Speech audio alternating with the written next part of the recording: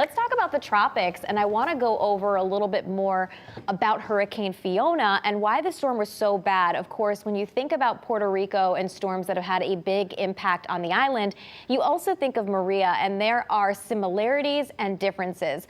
For similarities, both Maria and Fiona both brought widespread power outages to Puerto Rico, flooding, mudslides, water everywhere. Clearly, Maria caused more destructive winds, talking about a Category 4 hurricane with winds of 155 miles per hour. But you think, oh, Fiona's only a Category 1 hurricane, but it produced so much rainfall so quickly, and in some cases even more rain than Maria 5 years ago, depending on where you go. And the reason why is because of where the storm made landfall. On the right side of the storm is where you typically have the heaviest rain. And not only that, because of the way Puerto Rico is and all of the mountains in it, that took all of that moisture and those feeder bands that were just nearly stationary coming in off the ocean and put them up through the mountains. As that happens, you kind of wring out all of the moisture in the atmosphere. Think about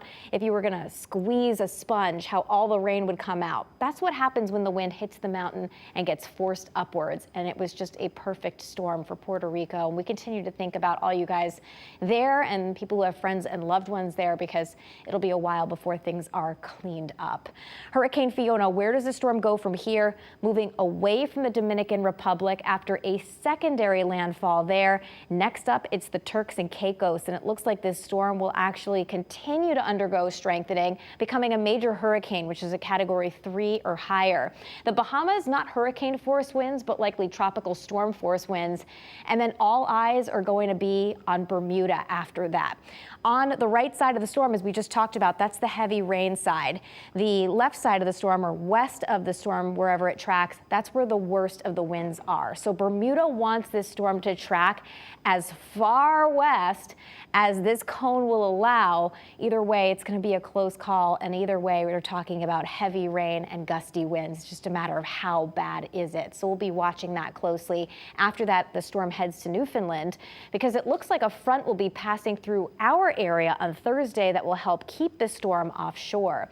Josh Jones sharing this beautiful photo from Brantford of a shelf cloud. Michael Beck, another shelfie from Portland, and this is from Neil Perrin in Haddam Neck. You could see a little bit of lightning in the scene, maybe a leftover shower in spots later tonight, but most of that will fall apart. Heading through the course of the day tomorrow, we'll see temperatures climb into the mid to upper 70s, chance for a pop-up shower in the afternoon, pleasant, bright on Wednesday, scattered showers Thursday in the morning through midday, and then we dry things out and cool off. Overnight lows in the 40s, high temperatures in the upper 50s to around 60 on Friday, and feeling like fall for the first weekend of fall, Saturday and Sunday, guys. Fall.